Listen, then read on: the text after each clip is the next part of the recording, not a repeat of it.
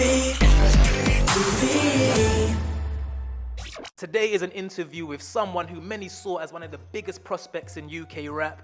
He already established himself and shone in the infamous but legendary SN1 collective, but he's been away for a while, but exclusively through SBTV today, we have got the first words from the man himself. It's Kyze. How are you feeling, bro? I'm feeling good, man. What's happening? Yeah, man, it's good. First of all, welcome back. Like, how does it feel to be back, man? That's amazing, man. I can't even put it into words, man. It's a privilege to be out here. It's a privilege to be doing this interview, and I just got to give the credit to the big man upstairs, you know. Definitely. Like, how many years has it been altogether that you've been away? 5 years, 3 weeks ago. How you been dealing with the whole transition? I'm still learning. I've only been out 3 weeks, so it's almost like everything's changed. Fashion's changed, music's changed, people's attitudes have changed. I'm just learning. That's all I can say. And for some people, this might be a reintroduction, but then for other people, it might be an introduction altogether.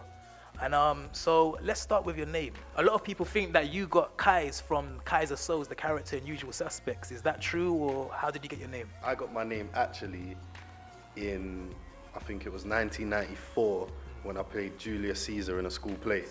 And obviously Caesar means king in German. So I remember my German teacher coming up to me saying, "Oh, you're playing the Kaiser." And then a couple of my classmates started calling me Kaiser, and it sort of stuck from there. And believe it or not, I tried my best to get rid of this name a lot of times. And then I sort of came back to it in like 99, 2000 and made it, you know, my stage name. Those that may have known your music from back in the day as well, I remember myself, you had a lyric that was like, Kyze Souls, you never seen a star so cocky. And I remember the way you stepped onto the track, I was just like, yeah, confidence. I like the way you stepped onto it, but obviously you've been away, you're now back. Do you still feel like that same kind of cocky person that you kind of called yourself to be in your lyrics previously? No, I don't think I've ever been a cocky artist, to be truthful. I've always tried to keep it down to earth and as realistic as possible, do you understand? And try to express exactly what it is I'm trying to get across as well as I can, you understand? But no, I wouldn't say I'm a cocky rapper, no. How would you say that being away and being in jail has changed you as a man, like, to how you are now? Well, the jail experience for everyone is obviously going to affect different people in different ways. For me, I'd say it's made me a lot more patient, understanding. It's matured me a lot. It makes you appreciate the little things more and all the things that you can be doing and you could have done with your time out. And it makes a lot of things that you used to take serious in the past seem so trivial now. Certain things that you'd spend a lot of time on and energy on, you wouldn't even entertain now. And then other things that you would have disregarded as nothing, you'll spend a lot more time and put a lot more effort into those little things. All I've done for 5 years is think about what I could have done, do you understand? And you know, it's about putting those ideas into practice now. Like I said, you're an artist that I used to listen to before and rated, so it's a very, very good thing to know that you're back now. On that note, Joe Gran is a good friend of mine, and yeah, and he speaks very highly of you and rates you very highly as well. He even said to me that one thing I say about Kyze is that the way that he can create a picture and visuals with his lyrics is something that I have never really seen from anybody else that I know or that I've listened to. What's going to be the approach in terms of how you're going to attack your music now?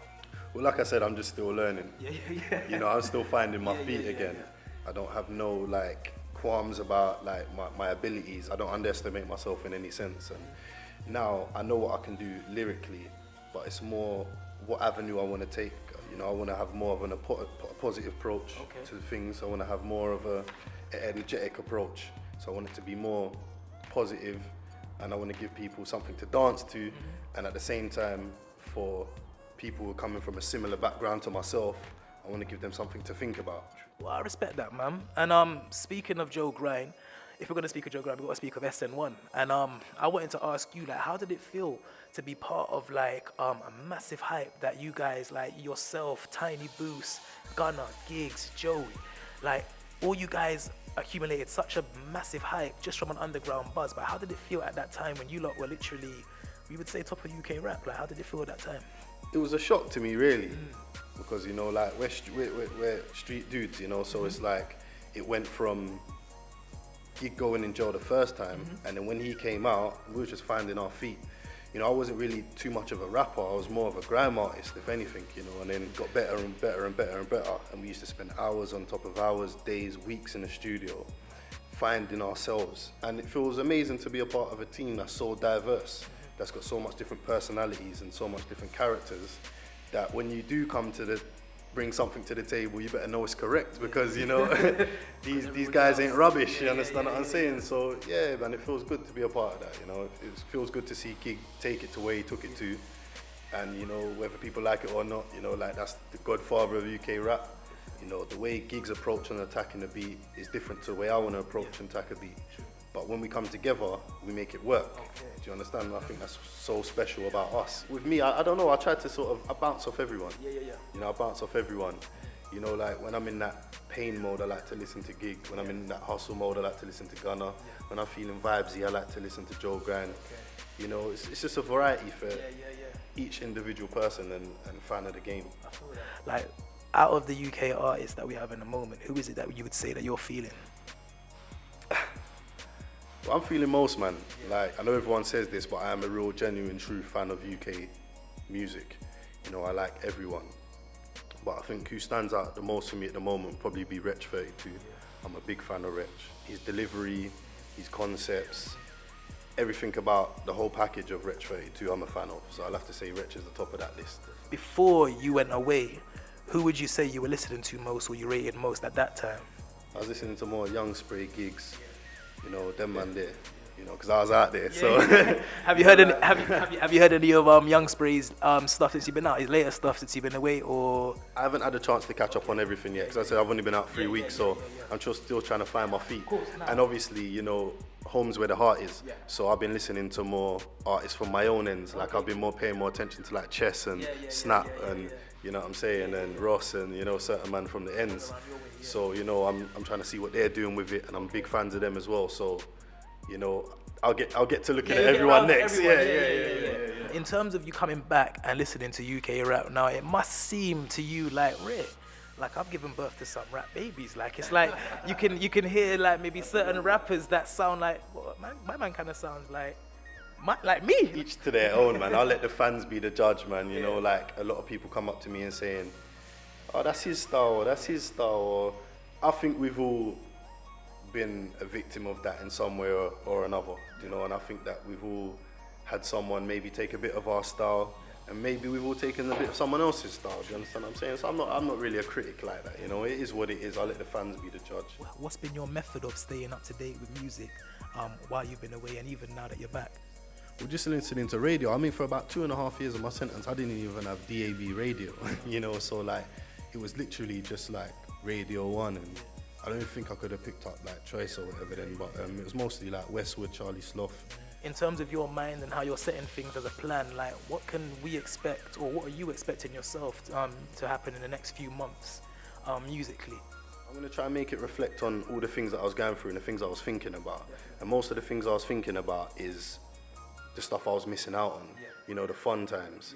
How do you feel about the whole social media buzz at the moment? I think it's great for the game, really, because like you said, when I came away, it was MySpace and Facebook. And I've never had a Facebook. So if everyone who's followed me on Facebook or anything like that, it's all been fake. I've never ever had a Facebook in my life. I don't know what happened to the MySpace. I think like they closed it down or whatever they done back then. Westwood was the first person I heard say something about Twitter, and I was on the phone to him. I was like, "What's Twitter?" And and then there was a couple of fake Twitters. So I thought, let me open a Twitter from inside, and get my people to run it and tell them what to tweet or whatever. And then someone hacked that and they was tweeting some nonsense, so that got shut down. I'm just learning, you know, like I'm learning all about it. I think leggings is the best thing to happen to the world, though. I'm being honest. Since I come out, it separates the women from the girls, you know. Like, definitely, the back-offs from the whack-offs. You know, definitely. I'm just looking around like this.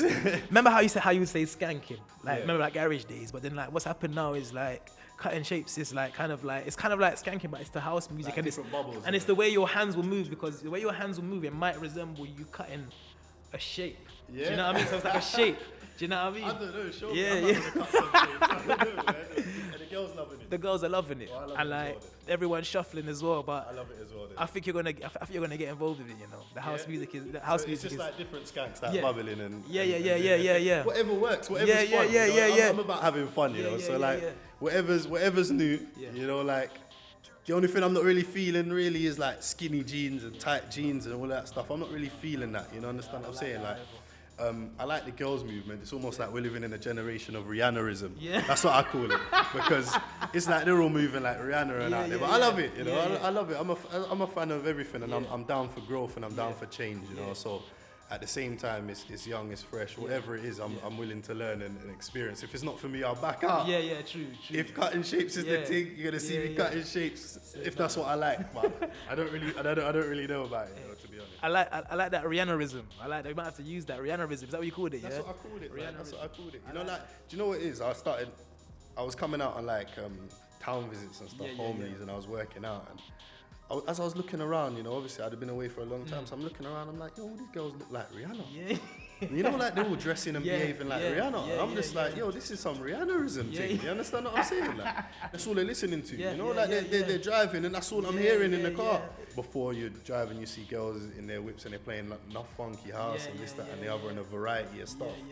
I actually saw a lot of girls driving around Beating out Rihanna. I said, yo, we're living in a generation of Rihannaism. But I like it because I like Rihanna. You know? I'm So a do fan I. of Rihanna. So do I, fam. And I know that you've known about house music before. So what do you feel about everyone trying to jump on the house music now? It's crazy. Even artists. There's even artists, rappers as well that are jumping on the house music and making house type tunes. Yeah, when I was out, obviously I used to rave to funky house. I love funky house. I love soulful house. I'm more of an old school garage man. I'm from that generation. You understand? I like old school garage. Even before that, I love like jungle, drum and bass, whatever. I think what we should do is maybe in a little while we should come back in and check back in with you and see how you're looking at the world there and seeing how things are going for you. Definitely. Yeah, we'll do like an update interview, innit? Like I said, it's the first time that Kyze has ever had an interview, and it's the first time he spoke since coming out of jail. I want to give you a chance for you to, let people know in your own words, whether it be to your fans that have supported you, or whether it be to the people that are now going to become new to you, or new supporters or new fans. Whatever you want to say, the last few words are definitely yours. So I'm going to give you the mic, Kyze. Well, first things first, I just want to say a big thank you to my friends and family who's been there to support me throughout this journey.